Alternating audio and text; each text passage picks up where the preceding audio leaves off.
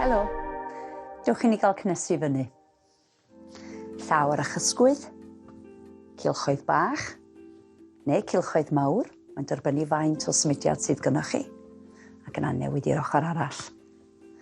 Triwch bod yn ofalus bod chi'n eistedd fyny, dwi yn newid lle mae'n rhaid i wneud yn siŵr bod y bodia yn lefel, ac yna ymlacio ag ymestyn i fyny.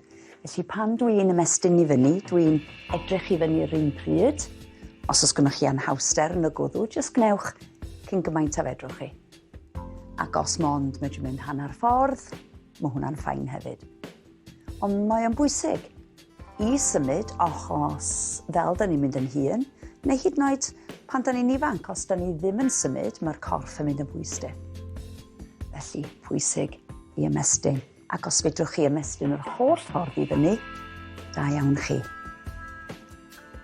Ac i fyny i'r ochr arall. Beth am symud o gwmpas y penelyn. Dwylo yn troi, a dwylo i fyny.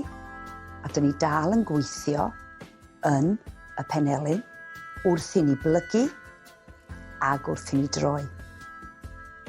Felly mae'n bwysig i wneud bob dim fedrwn ni.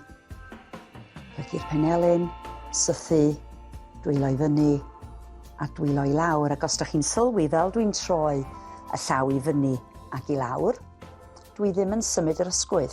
Felly ddim fel hyn, cadwch eich breichiau'n agos ac yna troi y dwylo i fyny am y to ac yna am y llawr.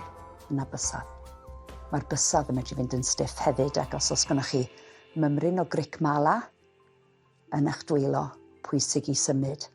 Bawd a bys, symud o'r bys cynta yr holl ffordd i'r bys bach.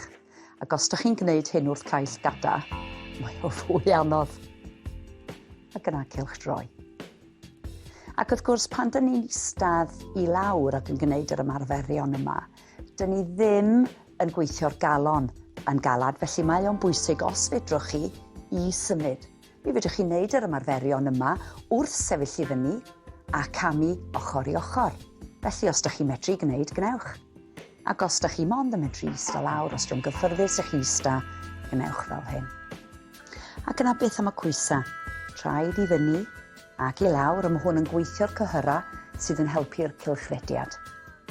Ac yna agor, da ni'n gweithio o top y goes, i mewn ac allan.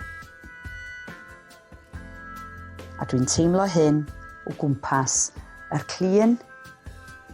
Wrth gwrs, dwi wedi plygu'r pen glin, mae'n rhaid yn gorau gweithio hefyd. Felly, os mond medru gwneud 1, 2, 3 neu 4, champion, ond os fedrwch chi wneud mwy, gnewch mwy. A be dwi'n trio canolbwyntio arno pan dwi'n gwneud y symudiad yma ydy ymgeisio i agor y ddwy ochr yn gyfartal.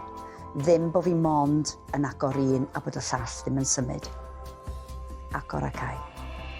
Ac yna gweithio trwy y droed a'r ffer wrth codi'r sowdl i fyny. A hyd yn oed pan dwi'n gwneud yr ymarfer yma, dwi dal yn trio cynnal yng nghorff, eistedd fyny ar top ym mhen ôl, hefo'r cefn yn syth, yr gwddw yn syth, a bod y pen reit yn cael ei cario'n gywir yng nghanol y corff. Ac yna, beth am gweithio trwy'r gwynab? Gnewch stimia. Gwasgwch eich gwyfysa at ei gilydd, fel sa chi'n gwneud ceg sos.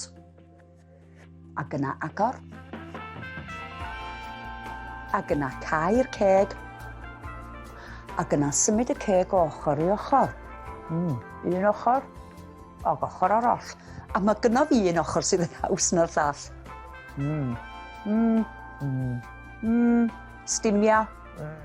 Agor. Gwenu. Cau.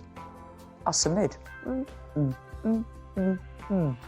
Gnewch hwnna'n ddyddiol, achos wneith o weithio'ch cyhyra ac gobeithio wneith o codi'ch gwynab hefyd. Hefyd mae o'n hwyl. Hwyl fawr.